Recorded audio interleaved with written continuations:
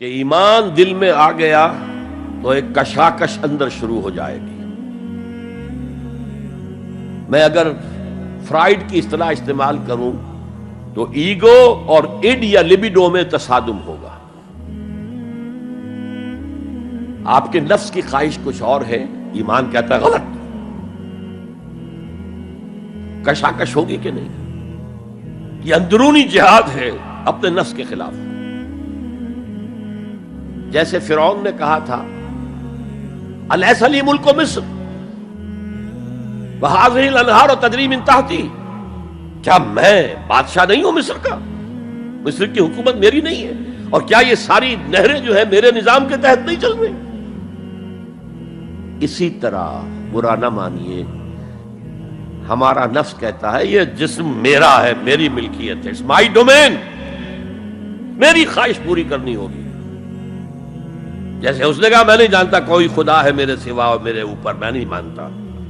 نفس بھی کہتا میں نہیں ماننے کو تیار، کیا حلال ہے کیا حرام ہے، کیا جائز ہے کیا ناجائز، میری خواہش پوری کرو۔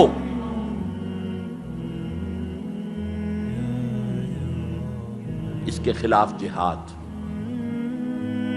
یہ پہلی منزل کا جہاد ہے۔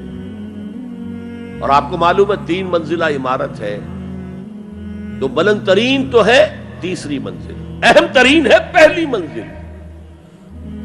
پہلی منزل بنے گی تو دوسری بنے گی، دوسری ہوگی تو تیسری بنے گی نا۔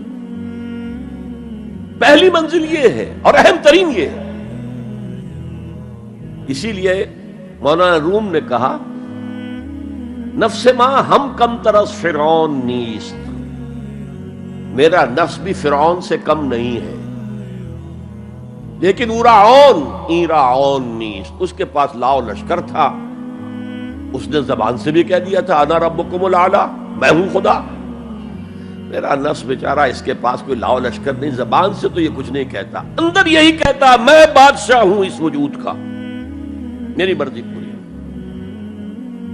اسٹرگل اگینسٹ دس بیسر سیلف، ایک سیلف ہے اونچی سیلف، خود ہی انا ایگو، اور ایک ہے یہ بیسر سیلف، ہماری جبلتیں جو اندھی بہری ہیں، جو حلال اور حرام سے انہیں کوئی غرض نہیں ہے، ان کے خلاف جہاد کرنا۔ آپ نے فرمایا صلی اللہ علیہ وسلم المجاہد من جاہد نفسہ، اصل مجاہد وہ ہے جو اپنے نفس کے خلاف جہاد کر سکے۔ تمہارے اندر یہ دشمن تو بیٹھا ہوا ہے، تکڑا ہے، تمہیں کنٹرول کرنا، چلے آؤ باہر کے دشمنوں سے جہاد کرنے کے لیے۔ تم نے ٹانگے کو گھوڑے کے آگے باندھ دیا۔ اور ایک دفعہ حضور سے پوچھا گیا ای الجہاد افضل یا رسول اللہ، اے اللہ کے رسول سب سے افضل جہاد کون سا ہے؟ فرمایا ان تجاہد نفسک فی طاعت اللہ، اپنے نفس کے خلاف جہاد کرو، اسے اللہ کا مطیع کرو۔ یہ جو اندر کی کشمکش ہے، کشاکش ہے، یہ جہاد فی سبیل اللہ کا نقطہ آغاز، اللہ کا مطیع بنانا ہے نفس کو۔ اس کے ساتھ 2 سب لیول اور ہیں۔ اس نفس کو بھڑکانے والی ایک قوت ہے انویزیبل، اور ویزیبل بھی ہے۔ انویزیبل قوت سب سے بڑی ابلیس، شیطان لعین، اور اس کے چیلے چانٹے جنات میں سے، اور ویزیبل میں انسانوں میں جو اس کے ایجنٹ ہیں،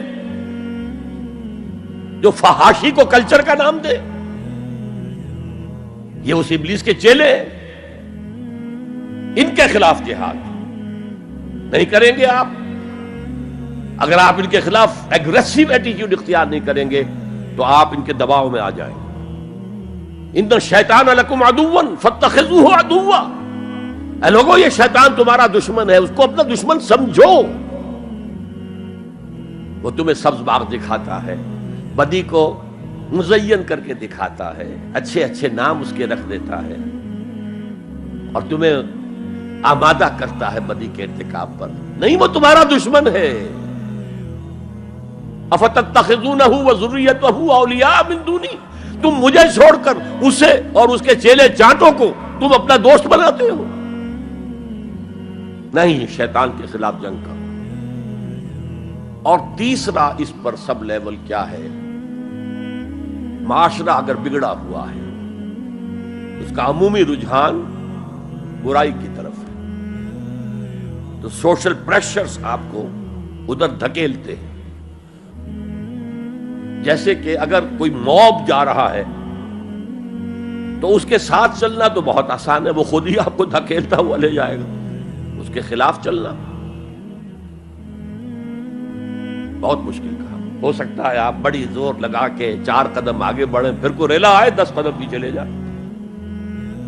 تب 2 ہی راستے ہیں، زمانہ باتوں نہ سازت تو بعد زمانہ بے ساز، یا تو پیسو معاملہ ہے، زمانہ تمہارے ساتھ سازگاری نہیں کرتا، چھوڑو تم زمانے کے ساتھ سازگاری اختیار کر لو، چلو تم ادھر کو ہوا ہو جدھر کی۔